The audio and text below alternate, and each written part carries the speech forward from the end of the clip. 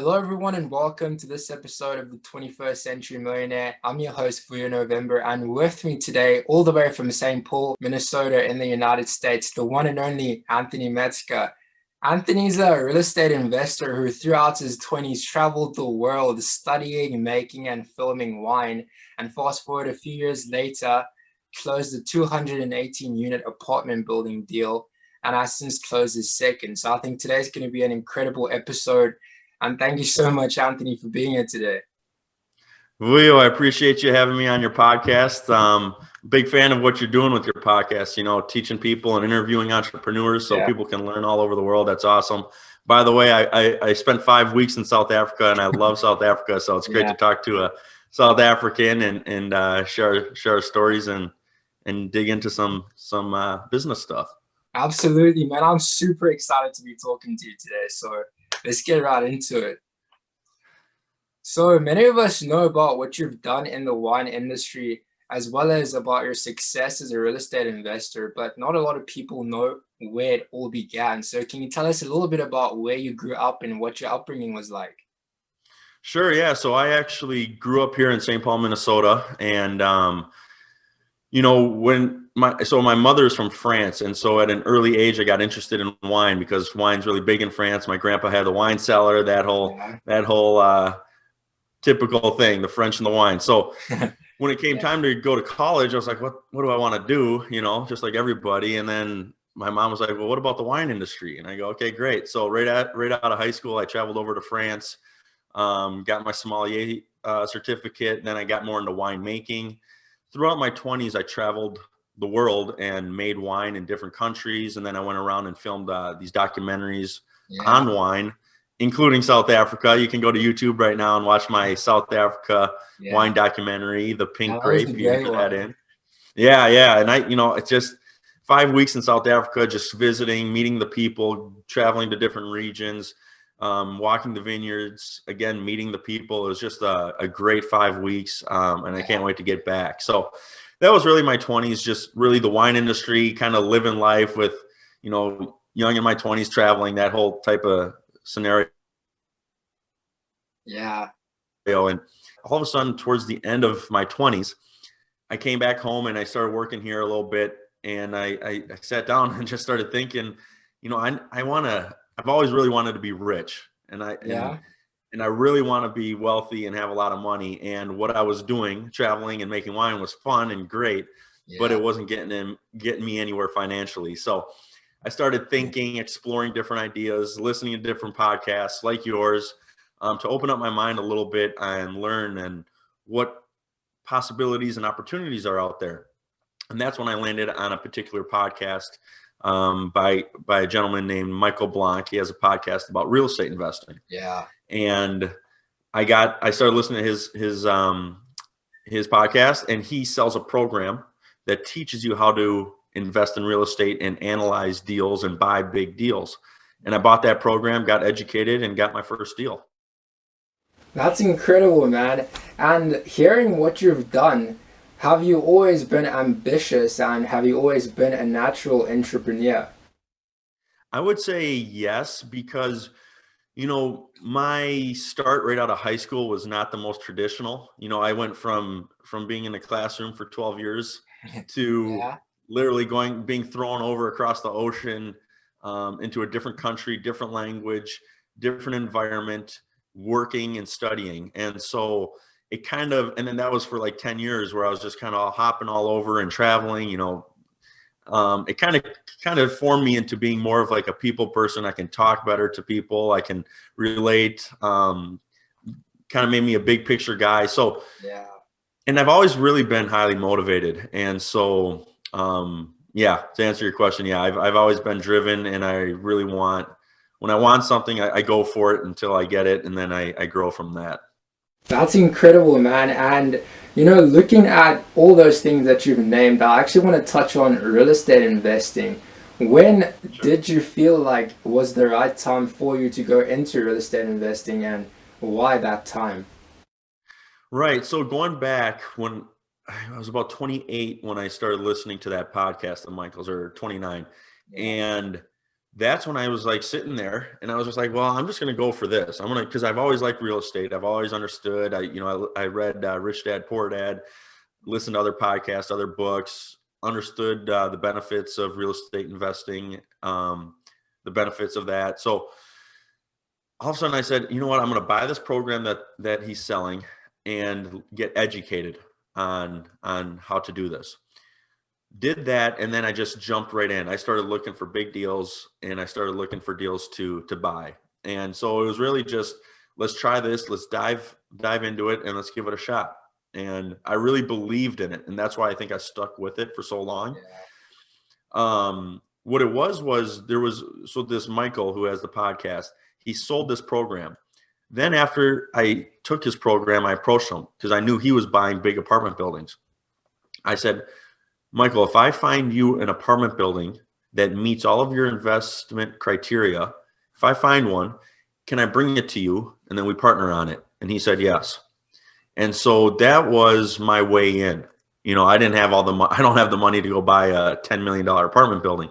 Yeah. So I found somebody who did, and I found somebody who was looking for big buildings. And the thing is, right now, it's very difficult to find big apartment buildings that make financial sense, that have the good returns. So the way I could add value to him and his organization was by spending my personal time on finding deals that met his criteria. Yeah. 18 months later, I found one, and I brought it to them, and they liked it, and we closed on it. And that was that 218 unit apartment complex.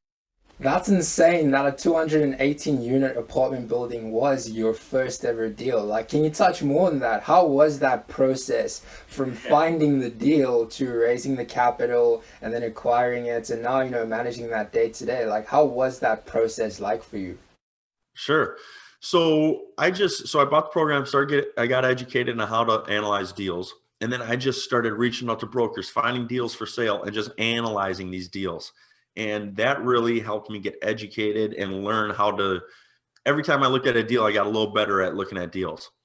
And so that was actually from the time I got educated to the time I found the deal that worked was 18 months. So I want you and your listeners to think about that, where after work every day, I'm going home to my home office and spending time looking at deals and crunching spreadsheets, not getting paid to do it, and for 18 months until I found the right deal. So it was definitely a long process, quite a journey to get that first deal. A lot of people, their first deal will be a single family home, or will be, something smaller, than they climb up. Well, I dove right into the big deals. Yeah. Because that's where the opportunity was for me. I'm not saying doing a littler deal and working way up is bad. A lot of successful people do that. So you just got to find out what's the current opportunity for you and what's the best way to move forward for you. For me, it happened to be this. So it was 18 months to get that first deal. Once I brought it to the team and they accepted it, we got under contract. We flew down to the property. We walked the property. Then to raise the money, Michael has a list of investors, and he emails them. And he says, hey, I've got a new deal coming up. We're having a live webinar on set date to walk through the deal. And it'll be like this, a video walkthrough where everybody can log in, watch it. And then you talk about an hour of what the deal looks like, show pictures, show up the opportunity, talk about the team, and then a Q&A at the end. And then from there, you have people let you know if they're interested in investing or not. And they were. And so that's how it worked. They wired the money into an account, and we ended up buying the deal. And now we've owned it for about since August of 2019. So just under a few months, under 2 years. So. And looking at how you approached this deal, how did you gain the confidence to, contact Michael and be like, yo, I have this deal for you? And, how did you get that confidence to approach him with that deal? Right. So I bought his program, so I knew exactly what he wanted, what he was looking for. Yeah. I listened to his podcast. The other thing is he hosts live seminars. So I went and I attended those. And so I was able to meet him before bringing the deal. I tried as much as I could to create a relationship with him and his team so that they knew who I was. And so they knew I was on the radar. I was on their radar as far as somebody out there looking for a deal to bring to them. So when it did bring them a deal, they kind of already knew, hey, this guy's kind of, he's looking for deals. And so I was able to bring that deal to them. And yeah, you just gotta find some confidence. You gotta see, the thing is with business in general is it's a people, you gotta learn how to work with people, talk to people, find out how can you help other people. Everything you want in life, Vuyo, other people have. So you gotta look at people. Everyone else has your answers. They have your money, they have your properties, they have everything that you want. So you got to learn how to work with people, talk with people, add value to people, help other people.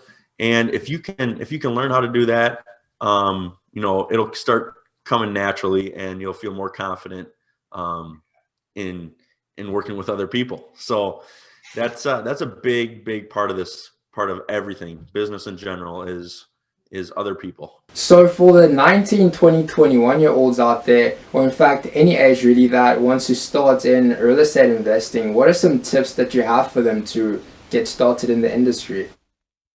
Sure. So I'll share with them what worked for me, and that was I invested in myself first. So I invested in this program that I told you about from Michael, which cost $1,000, and it taught me how to analyze and buy big deals. So that's what I would recommend. I would recommend finding something that you love and that you're very interested in, and something you think you could stick out with for at least 2 to 3 years. Yeah. And then I would get educated on how to do that. So like buying into a program, what I bought was like a 20 video series, and it just you do video after video. It had the documents and everything go with it, and it just teaches you how to do this stuff. So invest in yourself, and it doesn't even need to be the biggest thing. Go buy like a book or an audio book. I love audiobooks because I can drive and do everything like that. So, so just start getting educated, start opening up your mind.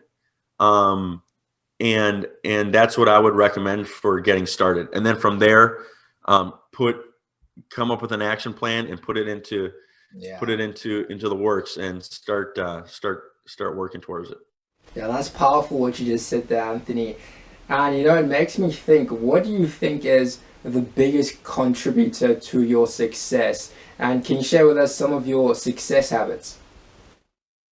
Sure. So I think the biggest thing that led me to doing this deal, for example, was that I didn't give up. I came close to a few deals before this one. And then let me tell you, when you got a deal, like I had an 88 unit deal that I was really close on buying with this group, probably about less than a year before this one. Yeah. And I went and I visited the property. I was talking with the group. We made our offer. He accepted it. We're ready to go. And then the deal fell apart. And the reason it fell apart was because we couldn't, the seller wouldn't agree to our terms and our purchase agreement. And just totally said he didn't want to deal with it. So that was a real knockdown. I went from like, hey, I'm going to own this property, I got a deal, oh my God, to like literally you're down back to like nothing and from scratch. So it was that during those 18 months, it was really not giving up. I went home almost every single day after work and just analyzed deals and kept listening to the podcast, kept getting educated, going to the seminars. It was just kind of this not give up, because I could not settle for just like living that normal 9-to-5 job and settling down. Like that's just not for me. So I really had to stick with it. And what really helped with me in sticking with it was I truly believed that if I were to find this deal, this team would close on it with me. And I had that confidence. And so every time I looked at a deal, I really believed like I could get this deal if it made financial sense. So that really helped too. If I didn't feel confident in the team I was bringing it to, then I'd be like, am I even doing this for anything? Is there really any purpose to this? Like, what am I doing? But no, I didn't have that feeling. So you really got to feel confident in what you're pursuing, and that you can close and do what you want to do. So that really helped. Just not giving up, just sticking with it, is kind of what helped me with this deal. And I feel like one thing that a lot of people don't fully understand is work ethic and self-discipline. You know, a lot of people start something but they don't finish, or they do start something but they lack that work ethic that can end in success. So what do you think it takes to develop a work ethic as well as top it off with great self-discipline, and what do those two things mean to you? Right. So I think the answer to that question would be like, so for me, it's what is my why and what's my purpose? Like, why am I doing this? Yeah. And if you can find out why you're doing something, and if it's like and it's part of your big life grand vision, then that's going to help you get through those tough hurdles that you're going to face. So like my purpose in life is I want to become financially successful, financially free, so that I can own my own time. And then with my time, I plan on having a family. I plan on helping other people, coaching. I plan on pursuing some passion projects of mine, like creating documentaries on different topics such as wine, and we'll grow from there. So going back to being motivated, I'm motivated because I understand my why and my purpose.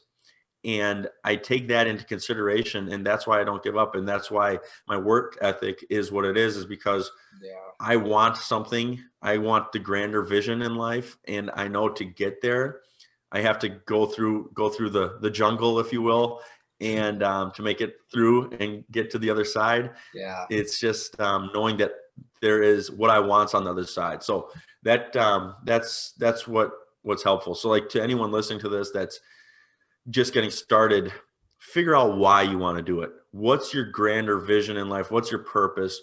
What is it that you want? And then when you hit that first roadblock, like me with that 88 unit, and I fell right on my ass, is then I think back, all right, well, here's why I'm doing this. Was I better off before I fell and where I am now after I'm getting back up? Yeah, I am. You know, I got closer to my partners because I talk to them more. They know what I'm looking for. They know me better. So guess what? Sure, it was a fall, but now I'm better off now. So you just got to figure out your why, and then that'll help you get through all the tough hurdles that you'll most likely face. Yeah, that's incredible, man. And I feel like a lot of people in that 18 months would have given up, or with your 88 unit deal, they would have seen failure as a moment to quit. So it's always good to see failure as, you know, a lesson and something you can take and just move forward in your life. So that is really powerful what you just said there. And, you know, adding to that, what do you think are some good traits for an entrepreneur in the 21st century? You know, I think going back to like what I said, people, we're in a world now. Look at you and me. You're in South Africa. I'm in the United States. We're having a conversation as if we're in the same room. Yeah. And you know, it's just it's a growing world, and it's connecting more. And so people are the most important thing right now. So like going back to this big deal, I did not do it by myself. I spent time doing one part of the deal, which was finding it.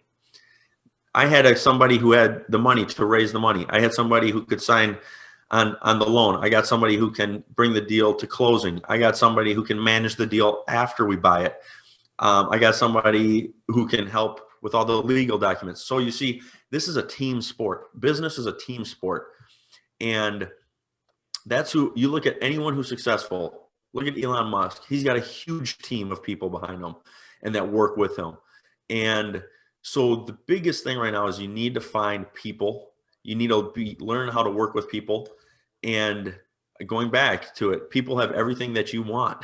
So the biggest trait right now is just like learn how you can help other people, learn how you can work with other people, study, you know, habits. Like there's great books out there that teach you how to become better with working with other people. So that's the biggest thing. Learning how to connect with other people. And we're so lucky today now where like I could have bought that program for $1,000 to learn something that's super valuable. And it's all online with videos. You know, you couldn't do that, you know, 30, 40 years ago. So we're in a time now where technology is really what we need to work on, focus on, and use to help us grow and become successful as well as other people. So that's the biggest thing. And then a trait too, just don't give up. Find out your why and don't give up. That's crazy, man. And I want to touch on how you said that relationship with those people at Michael's offices helped you with that deal. How hard was it to gain their trust and network with them? From when you said you were at the event that he had, did you meet them there, or how did that relationship go out? And what was it like just gaining that trust from them? Yeah, he had 2 live events that I attended in those 18 months. So I was able to go out there. I sat front and center in the front row so that he could see me, and then shaking his hand, meeting with him, letting him know that I'm looking for a deal. People, and look, I'm looking to add value to them. So I'm not costing them anything. I'm helping them because I'm going out, I'm spending my own time to find a deal for them. It's hard for somebody to say, we don't want that. They are going to look at you once you get your deal. Who is this person? Do we like him? Because that was one of the things. One of the things right away they said when I found out they're going to accept this deal. Yeah, we're going to take this deal because we like the deal, but we also like you. So it goes back to, how can you be a people person? Well, I'm going to find a way to help them. They knew 18 months this kid was looking for a deal for us, and he never gave up, and now he's got one. All right, that tells us something about him. Hey, he showed up to the events. He was a nice guy. He was front row. He was smiling. Hey, this is a nice guy. So, and then bringing them other deals, and then they saw kind of how I was working with them when I brought that 88 unit. Hey, I got right down there. I walked the property. I met with property managers. So, it's just being ambitious, just going for it and being that person. So and these people that I'm bringing the deal to, you do not want to waste their time. So I was very respectful of their time. I was very careful on when do I send them an email, like all this little stuff so that I wouldn't come out being obnoxious. So Yeah, that makes sense. That's how it went down. And they just they liked me from there and said they would work with me. So. Okay, so what deals do you have in your pipeline, and what are you doing now looking for new deals? I remember earlier you told me that there are some new deals that you're looking at. So what does your due diligence look like when you're looking for a new deal? Sure. So since I closed on that big deal, it's opened up a lot of doors, new partners, new investors, new opportunity, closer to brokers. So gave me that credibility. Right now I'm looking at a 104 unit deal in South Carolina. Potentially has a lot of potential to be a great deal, a lot of value to be added. But we'll see. After this conversation, I'll open up my spreadsheet and crunch the numbers. But that's what I'm looking for. I'm looking to continue what I did here and just get up to a few thousand units, grow my investor base, build my website, grow my connections, other partners, other investors. So that's really how I see the future unfolding for me. And that's it. It's fairly simple, but that's the direction I'm headed in for now. Okay, and what makes a deal good? Like, how do you know that this deal is the one? Is it maybe the numbers look good, or do you guys want to add more value, or do you look at the end result, like the exit strategy? How much money will we make there? Like, what makes a deal good for you? Sure. No, it's a great question. What makes a deal good for us is we like value add opportunity. So when you have an apartment building and you have the opportunity to go and add value to it, either by reducing expenses and raising rents, those are 2 really big value add opportunities or sections to a property that you can add value to. So like I was looking at a deal. Well, let's use my deal the one I actually closed on. The expenses, say the average expense per unit cost is say $4,500 per unit to run that property. Well, the current owner had it say at $5,000. Yeah. So we're able to go in there and reduce the cost of doing business, the cost of operating this property. So when you do that, the money you have left over at the end of the day, your NOI goes up. So you just added value. Then we also had the opportunity to go in there, invest some money in fixing up the property and raising the rents to the market rate. Now that also increases your NOI. So when you do that, now you've added value. Your property is worth more than when you bought what you paid for it. Now you got to take into consideration the money you invested into the property and all of that. So that's why what I use is a fairly complicated, like 10 page spreadsheet, Excel spreadsheet calculator that I enter in all the numbers, and it helps us understand the numbers and crunch the numbers. So going back to what we're looking for in a good deal is value add opportunity, good location, a market with good trends, population growth, the job growth. And then our exit strategy, we want to see the exit strategy is we go based off cap rates, and we always want to sell. We underwrite conservatively. So we underwrite we underwrite higher cap rates than what the market's currently trading at, because you never know what the future is. So you want to underwrite and prepare for anything that may come in the near future. We underwrite our properties for a 5-year hold. So that way our investors, they get their money back fairly quickly and they make all their profit fairly quickly. That's what investors want. At least our investors for right now. So big picture, make it simple, good market, good location, property where we can go in there and add value, decrease operating expenses, and increase the rents. Right. Yeah, I see that. And what does your typical structure look like for your deal? After you make that LLC, like what does that entire structure look like in your deals? Yeah, so right now, and it can vary every deal, but typically I'll share what we did on our big deal. 75-25 split. So 75% for the investors, 25% for the general partners was the split on that one. And then as a general partner, we're the ones that make all the decisions. The limited partners, the investors, sit back and collect their money. They just sit back and collect the cash flow. So, it's definitely a nice position to be in if you have the money to invest in one of these deals, because we're the ones on the weekly management calls every day. We're flying down, visiting the property. Yeah. We're doing all the back end work. So that's the split. 75-25 in this deal. And that's kind of how we structured this one. And regarding COVID to this deal, or maybe any other deals that you guys have at the moment, what are some setbacks that you have faced because of the virus, and what are some measures that you have taken or are taking in order to tackle these challenges? So the biggest thing I'm seeing with COVID right now on our property is right now in the United States, you're not allowed to evict anybody. So you can't say, hey, you didn't pay rent, you got to leave. Yeah. So you can have people living in your property and they don't have to pay, and you can't get rid of them. So that's really hard on us property owners and us investors, because it's not fair. The government's overreaching, and then they don't compensate you for it, really. So that's a tough thing with COVID, but we haven't really seen too much people, totally taking advantage of that, which is great.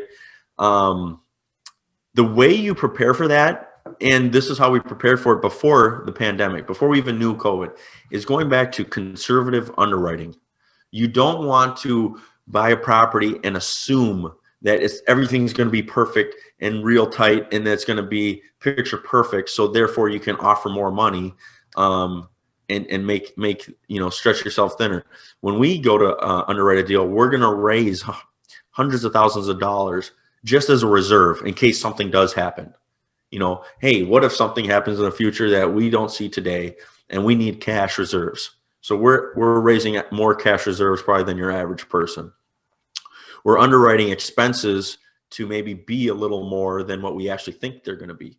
We're underwriting bad debt to be more than what we actually think it's going to be, because that way, when something does happen, hey, we promised our investors one thing, but if we can actually execute and do things better than our conservative underwriting, we're going to exceed our investors' expectations, which typically is what happens because we underwrite conservatively.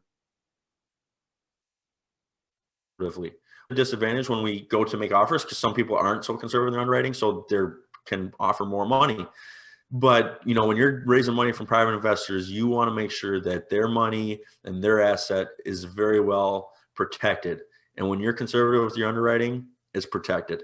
So that's how a pandemic can come and hit us, but we're prepared for it because we did our due diligence in the underwriting.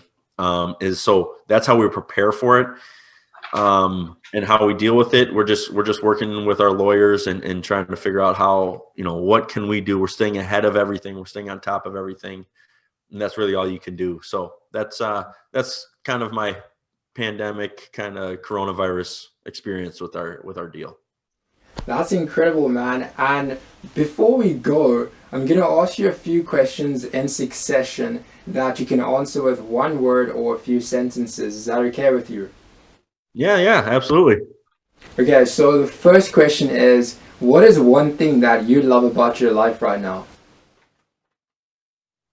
Right now, I love the business that I'm getting into. I love the people I'm around. I love my why, my big vision, purpose in life. So that's really what keeps me motivated and keeps me happy and going. And what's the best career decision that you have ever made? Investing in myself. Yeah. And what is the hardest decision that you have ever made? And this one can be both personal or in career as well. Hardest decision was not to give up.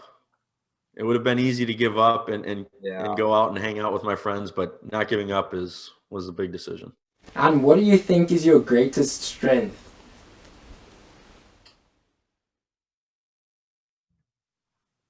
My biggest strength would be my ability to talk and work with other people. And what do you think is your greatest weakness?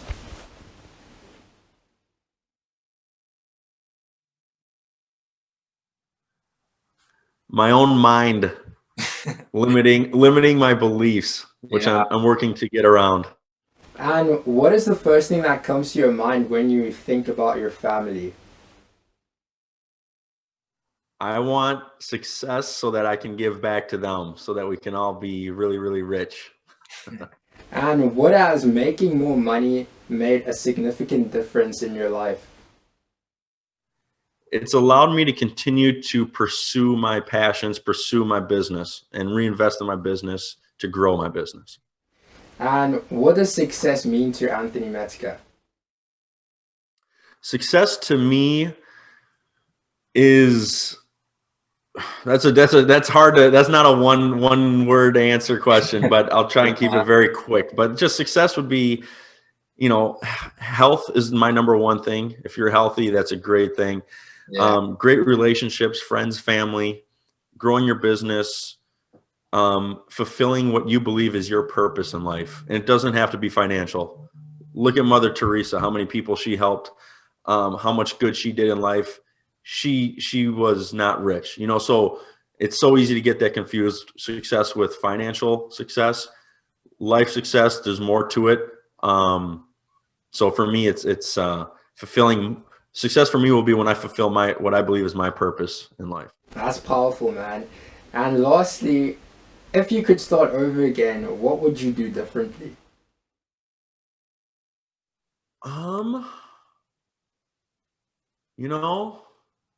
I loved traveling with the wine business and everything, but it wasn't a moneymaker. Looking back, I'm like, God, I should have gotten into this real estate stuff right away in my early 20s, because then I'd be that much further ahead. But going back, it's tough to think about. I'm looking I'm looking towards the future. I'm looking at what can I do now and what can I do moving forward to really make it through the jungle and get to the other side, make it to paradise. So we'll see. I think, that's kind of, I can't really put a finger on what's on that one. And a bonus question for yourself, Anthony, is where do you see yourself in 10 years from now? In 10 years from now, I see myself continuing to work on my real estate business, growing that, helping more people. And I also see myself getting back into my passion projects, which was those documentaries and making wine documentaries like the South Africa one. I see myself, having a family so family, passion projects, helping other people, and growing my real estate business. Well, that's incredible, man. Thank you so much for being on the show today. And would you like to share with the audience where they can find you and reach out to you? Absolutely. Yeah. So if you want to reach out to me, if you got any questions or anything, I'm happy to talk to you. Shoot me an email at anthony.metzger@yahoo.com. That's ANTHONY.METZGER@yahoo.com. Shoot me an email and I'd be happy to answer any questions that you may have, and we can go from there. All right, Anthony, thank you so much, man, and cheers. Yeah, again, I appreciate being on your podcast. I appreciate what you're doing, and I think it's great, and I wish you all the success. And if I can help you in any other ways, you let me know.